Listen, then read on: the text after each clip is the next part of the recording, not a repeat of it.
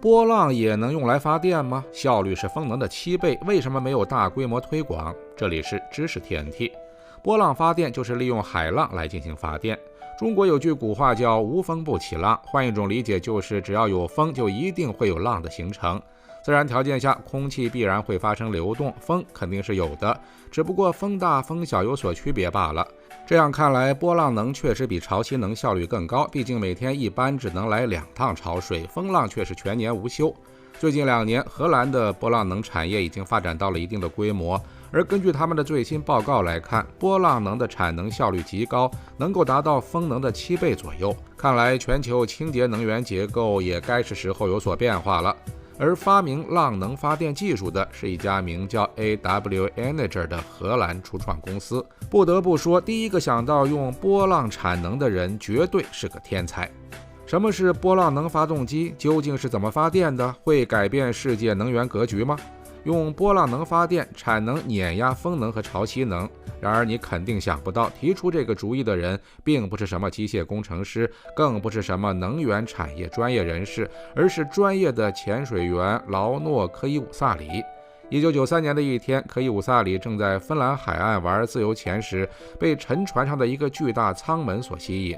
大家可能对于船上的舱门没什么概念，远洋货轮的舱门为了扛住海浪的冲击，厚度都快赶上防盗门的2倍了。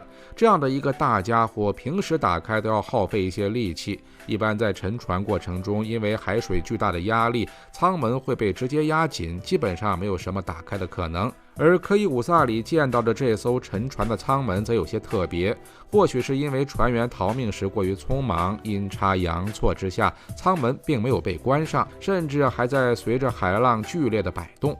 想象一下，这么沉的一张门在海里晃来晃去，那确实是挺显眼的。要不说人家能做大事呢，科伊伍萨里看到这一幕，脑子里居然想的是能不能用这种力量来发电呢？说做就做，这名潜水员找了不少专业人士，组建了一个小型研发团队，先搞出了一种名为波轮海浪能发电装置，然后再拿着这个装置去拉投资。2019年，第一台商用波轮成功下水。它的结构其实非常简单，简单来说就是海浪带动曲力板来回摆动，曲力板所装配的液压杆再去对液压油泵做功，最后这些能量传输到发电机上产生电能。目前气轮发电机的最高规格为1000千瓦，发电量大约可以在624兆瓦时以上，风浪大一些的时候可以达到814兆瓦时。而目前全球最大的16兆瓦海上风电机组在我国福建，机组每转动1圈可以发电34.2千瓦时。单从这一点上看，波浪发电机的效率好像确实碾压风能发电，但是波浪能发电至今并没有在全世界推广使用。波浪发电有许多优势，为什么至今没有推广使用？目前的新能源发电模式各有各的优点，但都面临着一个共同的问题，就是需要的配套设备太大了。比如风能发电，不知道大家有没有亲眼看到过发电风车？从电视上看，这些白色大风车可能也就4-5层楼高，总之看起来不会太震撼。可你知道实际上这些风车有多大吗？国内主流风力发电机叶片尺寸大概有3个规格，分别是68米、54米和56米。随便拎出来一个叶片都能顶小20层楼。这些叶片不能拆卸，不能弯折，每一次运输都是一项大活。如果一次性用的多的话，高速可能都要封路。波浪能发电机也是同理，为了保证充足的发电量，尺寸肯定也小不了。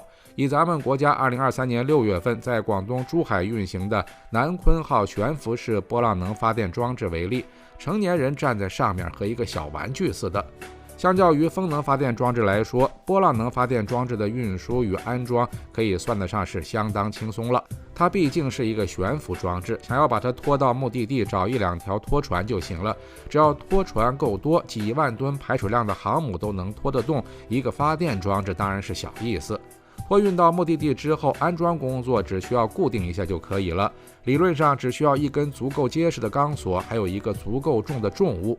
安装如此简单，发电能力如此强悍，为什么波浪能发电装置没有普及呢？难道说它的成本太高了吗？ AW Energy 表示，他们每产生1000度的电能，大概只需要消耗100到150美元。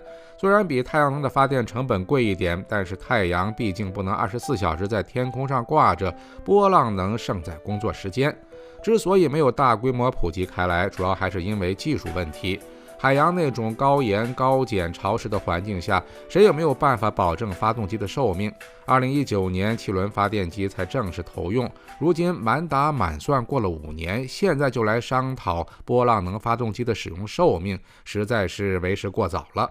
知识 TNT， 专注你不知道的食物科普，我们下期再见。